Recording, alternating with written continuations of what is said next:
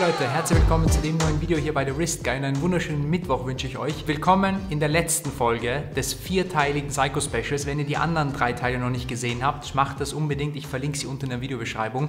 Da haben wir schon mal gezeigt eine Psycho 5, eine Psycho 5 Street Fighter Limited Edition, eine Psycho Prospex Diver 60s Limited Edition und wir beenden die vierteilige Serie mit so ziemlich dem Besten, was Psycho so drauf hat, bevor wir zu Grand Psycho gehen, und das wäre so ein Ding hier.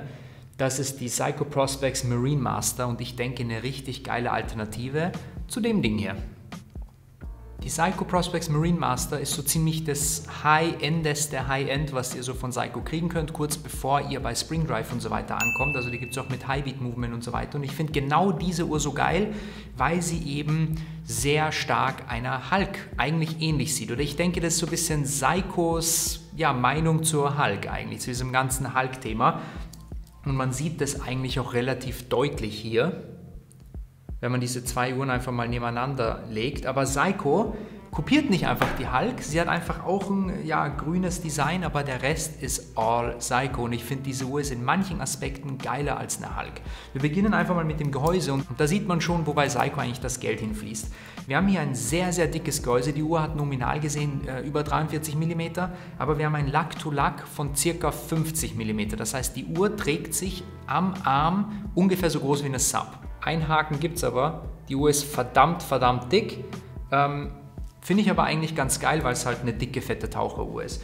Das Gehäuse ist deutlich filigraner und aufwendiger gearbeitet als die Diver, die wir letzte Woche hatten. Hier wird sogar Sorazzo Polishing verwendet, das was Psycho normalerweise nur bei Grand Psycho verwendet.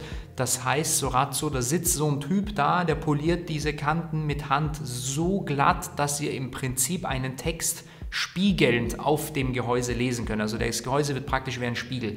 Das ist so ein Ding bei japanischen Uhren, dass Japaner ein Design besonders dann ästhetisch finden, wenn es mit dem Licht spielt. Und das seht ihr halt bei Psycho immer wieder, ob es jetzt am Blatt ist, an den Zeigern ist oder eben am Gehäuse anhand des Sorazzo-Finishings ist. Wir haben an den Seiten richtig fettes Beveling, das macht die Uhr optisch kleiner und interessanter, weil wenn ihr von oben drauf schaut, sieht das fast black polished aus. Also das heißt, dieses Polishing ist fast schon schwarz, so glatt ist es sozusagen. Die Uhr hat eine Krone auf 4 Uhr. An sich bin ich kein Fan davon, um ehrlich zu sein, aber hier passt es, weil die Uhr ist relativ groß und wenn die Krone jetzt auf 3 Uhr wäre, würde sie euch in den Handrücken drücken und das passiert halt bei dieser Uhr nicht. Ihr seht, wie die Uhr eigentlich relativ gut am Arm sitzt. Ähnlich wie die Ulysse, die ich schon mal getestet habe, ist das eine 43 Uhr, die ich aber sehr, sehr gut tragen kann eigentlich. Auf dem Gehäuse sitzt die Lünette, die ist sehr, sehr hoch und das strahlt einfach Toolwatch für mich aus, weil diese Uhr ist wirklich zum Tiefseetauchen geeignet praktisch. Die Lünette könnt ihr richtig gut greifen und sie hat einen sehr interessanten Ton. Ich würde jetzt nicht sagen, er ist irgendwie schlechter als eine Sub, er ist einfach anders, er ist ein bisschen tiefer. Ich schaue mal, ob ich das irgendwie euch vorspielen kann. Hier haben wir die Psycho und hier haben wir die Sub.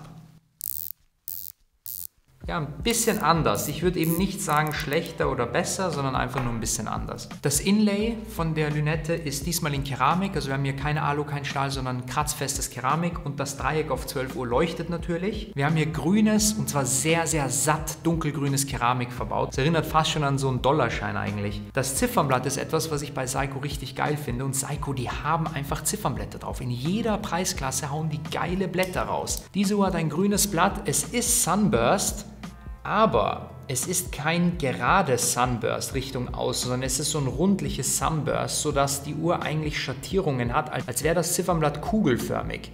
Das ist echt interessant und wahnsinnig schwierig auf Kamera zu zeigen. Ablesbarkeit ist natürlich top, da brauchen wir überhaupt nicht diskutieren. Was ich schön finde, ist, dass der Sekundenzeiger und die 300 Meter Schrift einen leicht goldenen Akzent haben. Das passt überraschend gut zum Dunkelgrün.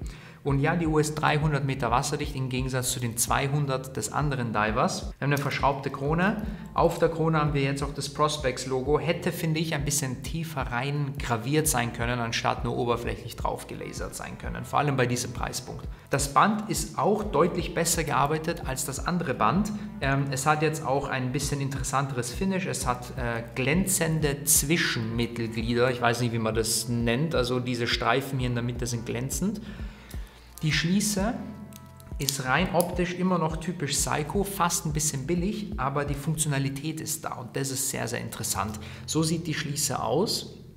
Und die haben hier eine Funktion eingebaut, also das ist jetzt mal so ein Sicherheitsbügel und hier so ein Doppelding. Und das sieht so ein bisschen overengineert aus, leider ein bisschen billig, nicht so hochwertig, aber es gibt ein interessantes Feature, nämlich wenn ihr diesen Bügel nach hinten drückt, dann verlängert sich das Armband, das ist die Taucherverlängerung und ihr könnt es dann ohne zu drücken wieder reinziehen. Das ist eine Hassliebe bei mir. Wenn ich die Uhr anlege, schaut das so aus, ich mache es einfach zu, fertig aus. Wenn ich die Uhr ablege, passiert aber der hier. Ich mache das, komme unabsichtlich an und schon wird es deutlich verlängert und das passiert echt schnell. Aber dafür kann man es dann relativ gut auf seinen Arm anpassen. Zum Beispiel, wenn es so perfekt ist, dann ist es halt so perfekt. Aber andererseits geht man auch so nicht gerne rum und diese Löcher da drin zwicken ziemlich die Haare rein. Also es ist eigentlich cool gedacht, aber ein bisschen blöd umgesetzt, um ehrlich zu sein. Ich bin da nicht so der Fan davon. Diese Uhr ist limitiert auf 1968 Stück. Das liegt natürlich an 1968. Das ist eine Hommage an die 60er Jahre. Geile Uhr einfach. Ich finde sie mega cool. Wir haben hier ein Saphirglas verbaut und das Saphirglas ist domed. Aber das spürt man nicht, aber man sieht es an der Lichtreflexion. Ich schaue mal, ob ich das hier so ein bisschen auf Kamera zeigen kann. Seht ihr, was passiert, wenn ich so rüber gehe? Man sieht, dass es leicht gedomed ist. Und das gibt einfach einen richtig, richtig schönen Look. Auf dem Arm, habe ich schon gesagt, trägt sich die Uhr sehr bequem. Sie ist sehr schwer, sie ist sehr dick, aber das gehört dann einfach zu einer Taucheruhr dazu, meiner Meinung nach. Ich finde die Uhr einfach wahnsinnig schön, um ehrlich zu sein. Lume, das ganze Ding leuchtet wie ein Weihnachtsbaum. Es ist wirklich verdammt gut abzulesen. Und ein nettes Detail ist, dass die Datumsscheibe am Ziffernblatt silber hinterlegt ist. Wir haben keine weiße Datumsscheibe, sondern eine silberne. Das verleiht der Uhr ein bisschen extra Touch. Und mir sind ein paar Sachen aufgefallen. Wir haben das 8L35 Werk. Das basiert auf einem Grand Seiko Werk. Wir haben Sorazu Polishing, das ist eigentlich von der Grand Seiko. Wir haben eine silberne Datumsscheibe, das macht eigentlich Grand Seiko. Ich glaube, dass diese Uhr eigentlich eine Grand Seiko ist, nur mit einem Seiko Logo. Also eigentlich im Prinzip kriegt ihr hier eine Grand Seiko im Seiko Kleid. Und das ist halt auch geil, weil das so ein bisschen Understatement ist, wenn ihr wisst, was ich meine. Diese Uhr kostet zwischen 4.000 und 5.000 Euro, wenn man bedenkt, dass es knappe 10.000 bis 15.000 Euro weniger sind als eine Öde Hulk, finde ich das schon einen ziemlich guten Deal, um ehrlich zu sein. Die Seikos halten auch den Wert gar nicht so schlecht, wie man jetzt meinen würde, weil Seiko auch so eine Kultmarke ist, kann ich das schon empfehlen, wenn ihr euch eine Seiko kaufen wollt. Die kriegt ihr immer wieder gut los, weil Seiko ist einfach das Beste, was es gibt in diesem jeweiligen Preissegment. Wenn ich eine Uhr um 1.000 Euro haben will, dann ist es sehr wahrscheinlich, dass eine Seiko die beste Uhr in dieser Preisregion ist. Wenn ich eine Uhr um 4.000 Euro haben will und es soll halt eine Taucheruhr sein, ist die Wahrscheinlichkeit sehr hoch, dass dieses Ding hier die beste Taucheruhr ist, die ihr um 4.000 Euro kriegt. Man möchte jetzt debaten, ob die jetzt besser ist als eine Seamaster Professional. Das würde ich gerne mal reviewen. Lasst mir in den Kommentaren wissen, ob ihr so ein Video gern sehen wollt. Aber das war es jetzt mal mit der 4-teiligen Seiko-Serie. Vielen Dank nochmal an Juwelier René Bargello, dass er mir diese ganzen Uhren bereitgestellt hat.